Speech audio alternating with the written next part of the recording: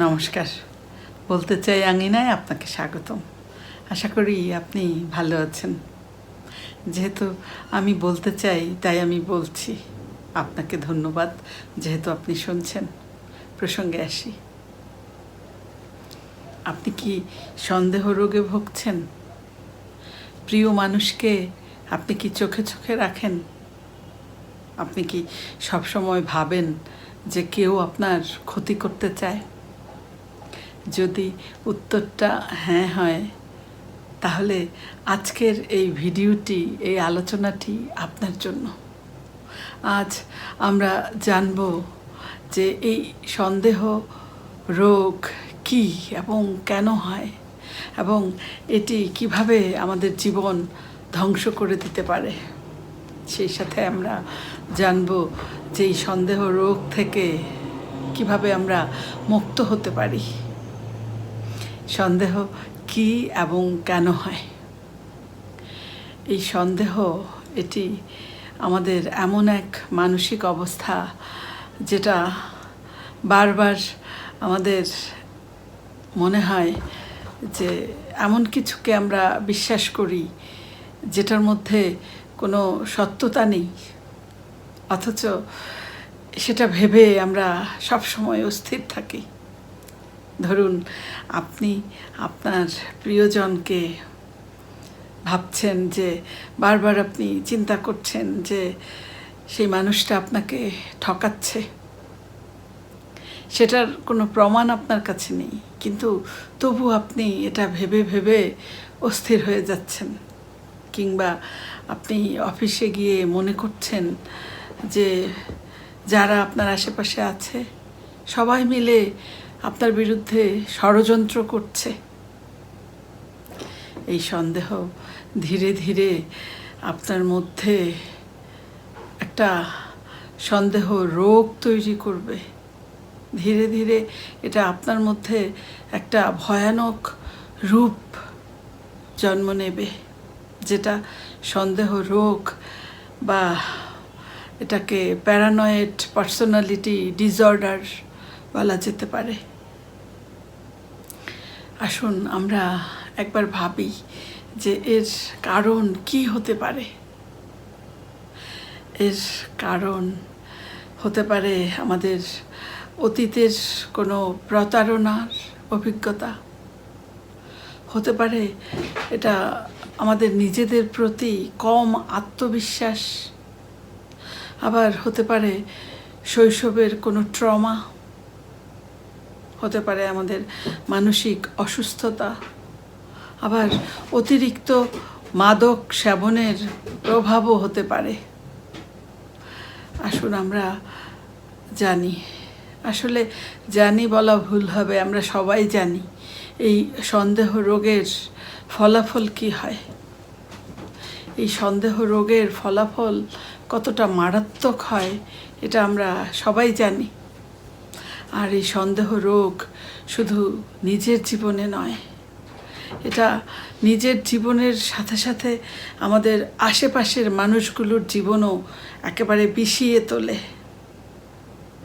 নিজে যেমন অশান্তিতে থাকি, ঠিক আশেপাশের মানুষগুলোকেও আমরা অশান্ত করে তুলি, তাদের জীবনটাকেও। এই যে আমাদের দাম্পত্য জীবন, এই দাম্পত্য জীবন নষ্ট হয়ে যেতে পারে এই সন্দেহের কারণে। আত্মীয় স্বজন, বন্ধুবান্ধব এবং আমাদের যে পরিচিত পরিজন, তাদের সাথে সম্পর্ক বিচ্ছিন্ন হয়ে যেতে পারে। আবার কর্মস্থলে একটা বিশ্বাসযোগ্যতা যেটা আছে সেটা আমরা হারিয়ে ফেলি। আমাদের ভেতরের যে মানসিক শান্তি সেটা নষ্ট হয়ে যায়, এবং ধীরে ধীরে এটা আমাদের এক ধরনের একাকিত্ব আমাদেরকে গ্রাস করে ফেলে। সবচেয়ে বড় যে বিষয়টি এবং সবচেয়ে পরিতাপের যে বিষয়টি, অনেকে আমরা বুঝতেই পারি না যে এই সন্দেহ রোগে আমরা আক্রান্ত। তাহলে আসুন আমরা একটু জানি যে কিভাবে আমরা এই সন্দেহ রোগ থেকে মুক্তি পেতে পারি আমি কয়েকটি উপায় বলছি। এক, সচেতনতা।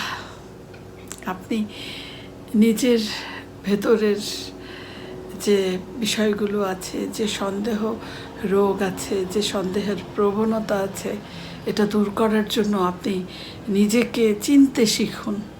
আপনি নিজেকে প্রশ্ন করুন, আপনি যে সন্দেহ করছেন সেটার ভিত্তি কী, সেই সন্দেহটা কতটা বাস্তবসম্মত।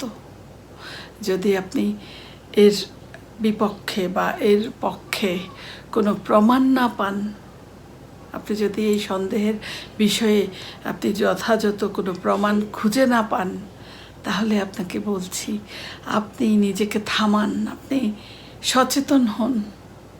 দুই, আপনার মনের ভেতরের যে ভয় সেগুলোকে বের করে নিয়ে আসুন।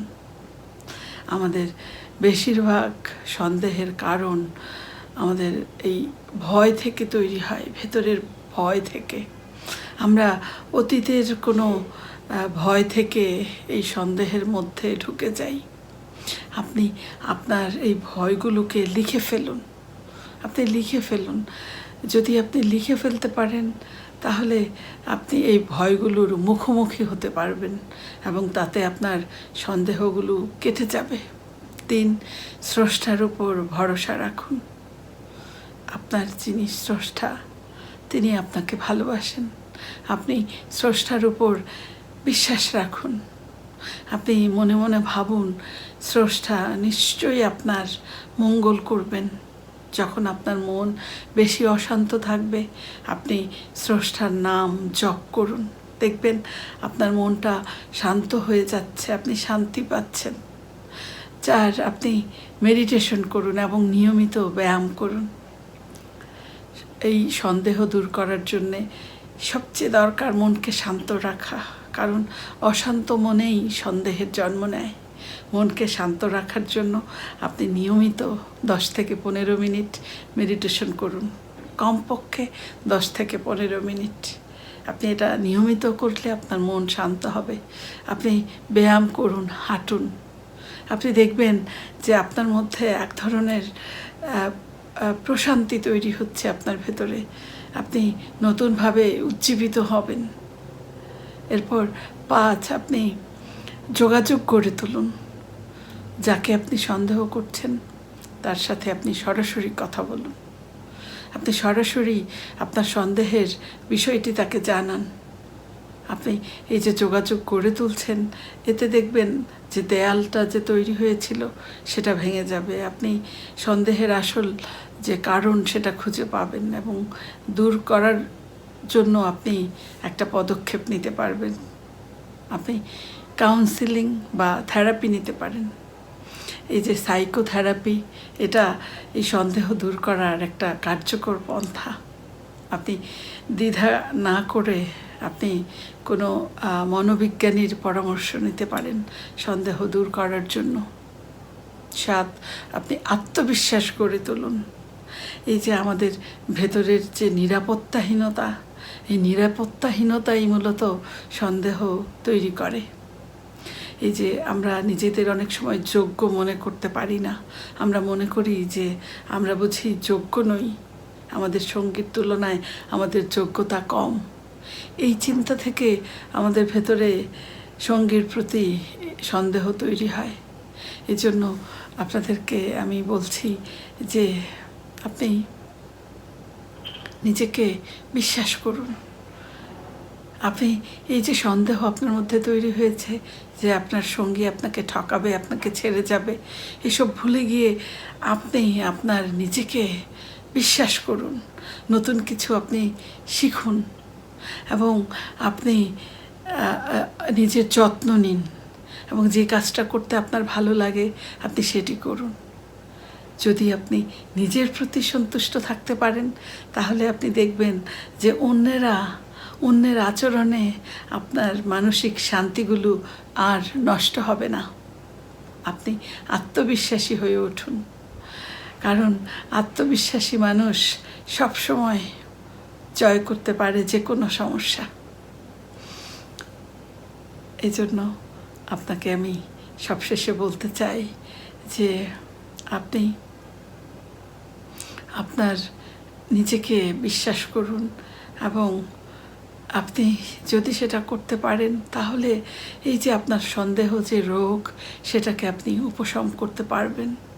নিজেকে সেজন্য ভালোবাসুন, নিজের যত্ন নিন, এবং আপনি এর জন্য প্রয়োজনে সাহায্য নিতে দ্বিধা করবেন না। আমাদের জীবনটা অনেক সুন্দর। যদি আপনি সন্দেহের কালো চশমা পরে থাকেন তাহলে এই জীবনের আসল রঙটা আপনি দেখতে পাবেন না। তাই বলছি, আপনি এই সন্দেহের কালো চশমাটা খুলে ফেলুন, আপনি এই সুন্দর জীবনটাকে উপভোগ করুন। আসুন আমরা আমাদের জীবনের এই অহেতুক সন্দেহকে দূর করি, আমরা ভালো থাকি। আমি প্রার্থনা করি আপনার জীবনে আবার আপনার যে হারানো বিশ্বাস সেটা ফিরে আসুক, আপনার ভালোবাসা এবং আপনার জীবনের শান্তি ফিরে আসুক। আপনি খুব ভালো থাকুন। অনেক ধন্যবাদ এতক্ষণ ধৈর্য সহকারে আমার কথাগুলো শোনার জন্যে। যদি ভালো লাগে লাইক, শেয়ার এবং কমেন্ট করে জানান আপনার অভিজ্ঞতা, এবং সাবস্ক্রাইব করে আমার পাশে থাকবেন। আবারও কথা হবে নতুন কোনো ভাবনা নিয়ে। ততক্ষণ আপনারা খুব ভালো থাকুন, সুস্থ থাকুন। শুভরাত্রি।